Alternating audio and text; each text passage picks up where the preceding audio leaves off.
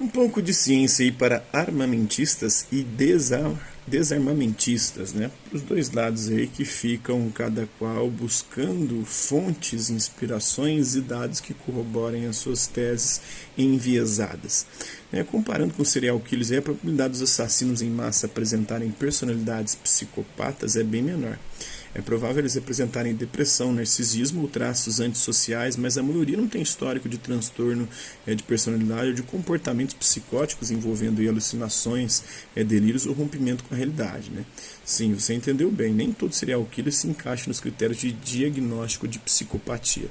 É provável que sim, mas não sempre. Né?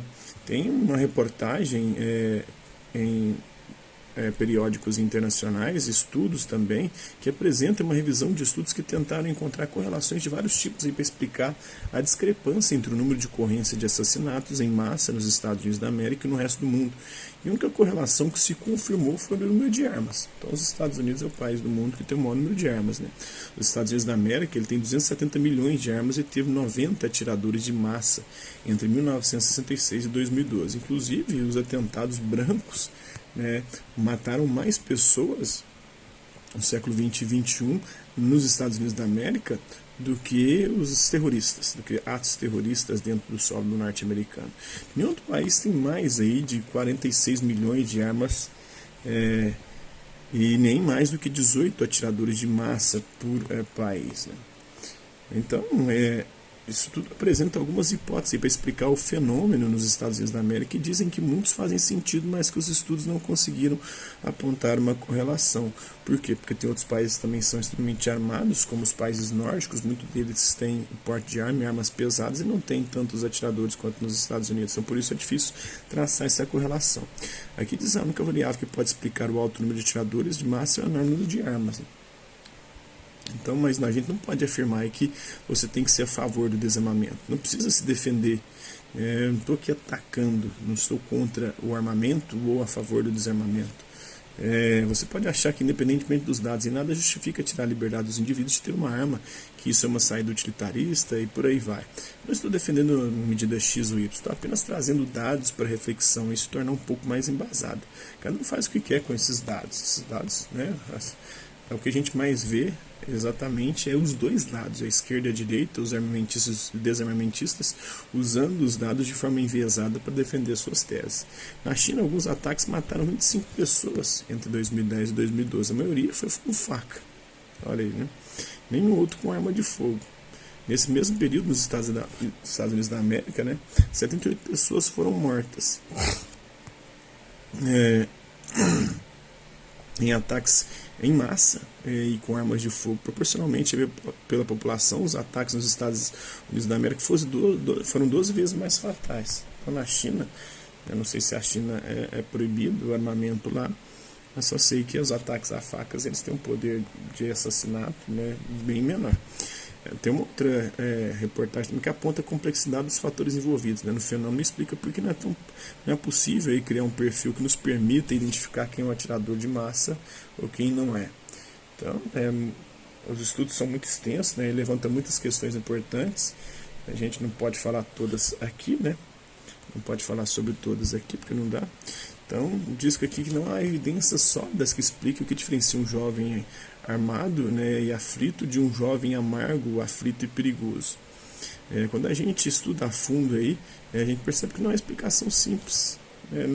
Não dá para afirmar que a culpa é do bullying também, quem defende que o bullying aí causa a violência, não dá para dizer que é da escola, do videogame, dos jogos violentos, não dá a ver isso, da depressão dos pais, da arma ou do que quer que seja. De fato, com acesso à arma, a letalidade dos casos é maior, mas a arma não atira sozinha, explicar o que leva alguém a atirar é muito complexo, muito complicado.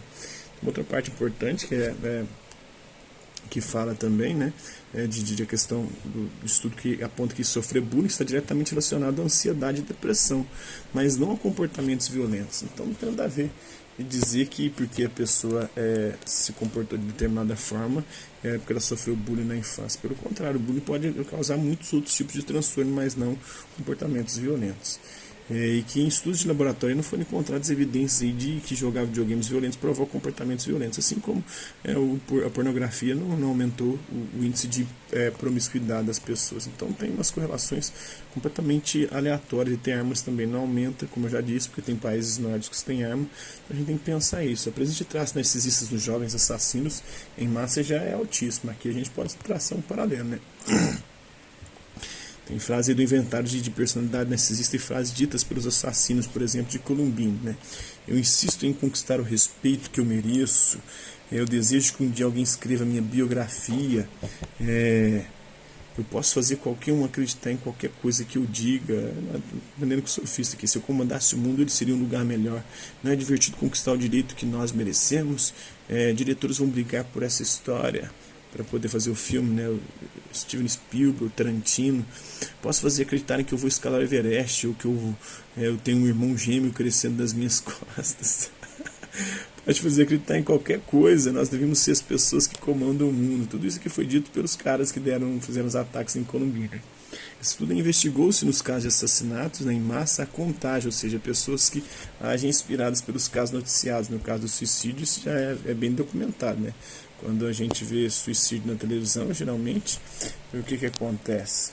Isso acaba contagiando as pessoas suicidas. Inclusive o Bolsonaro fez isso na live agora recentemente, o idiota, né? Isso é gatilho. No caso do suicídio já bem condimentado, sabe que a gente acontece, né? Os dados indicaram que sim, esses ataques, como aconteceu em Columbine, acontece com frequência nos Estados Unidos e recentemente andou acontecendo aqui no nosso país, acabam incentivando essas pessoas a terem esse tipo de comportamento. Tem outras reportagens, outros estudos que mostram aí quando o perfil dos assassinos em massa é diversificado. A única coisa quase unânime é que eles são homens, geralmente, não tem mulheres que são assassinos em massa. Mulheres são raríssimas, geralmente acompanhando homens. Quando tem mulher, elas estão acompanhando homens. Não tem nenhum caso de uma mulher que isoladamente teve esse tipo de comportamento, né, num crime. Geralmente, quando ela participa, ela está com um homem. E vem os homens de diferentes histórias de vida, com diferentes históricos criminais, diagnósticos mentais também. Porém, alguns traços de personalidade são muito comuns, como o desejo de ser notado, o narcisismo, né? E é muito comum que eles pesquisem sobre casos anteriores. Eles começam a pesquisar na internet. O assassino comentou meses antes em um post num blog, né? Parece que quanto mais pessoas você mata, mais você fica em evidência. Então eles querem ficar em evidência, eles querem aparecer. Tem pesquisadores aí que identificaram que é uma tendência desses assassinos a buscarem algo grande, quererem ser vistos como heróis que lutaram por uma causa. Eles querem, terminar tudo isso como heróis. Geralmente é uma queixa, né? Eles se sentem prejudicados, eles querem se vingar. Essa é uma causa que eles costumam usar para justificar os seus atos, para se verem como heróis lutando, né? Levando tudo isso em conta, o FBI lançou uma campanha pedindo à imprensa para ficar nomeando, dando nomes aos assassinos, para poder não ficar difícil a pesquisa, né? Espalhando suas motivações, suas cartas de manifesto. A sugestão é não ficar repetindo o nome a ponto de virar uma pessoa famosa, uma referência, e sim focar nas histórias das vítimas, das pessoas que ajudaram a diminuir o impacto do atentado, que salvaram pessoas, policiais, médicos.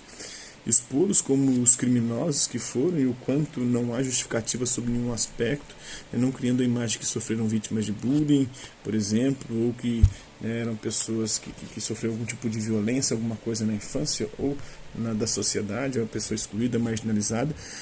Tudo isso acaba, quando se noticia dessa forma, acaba ajudando a narrativa de herói que se sacrificou por uma causa que eles querem transmitir, né? Então isso é ciência de verdade, gente. Ciência sobre armas, sobre motivações que levam à violência. E é isso aí, espero que vocês tenham gostado do vídeo.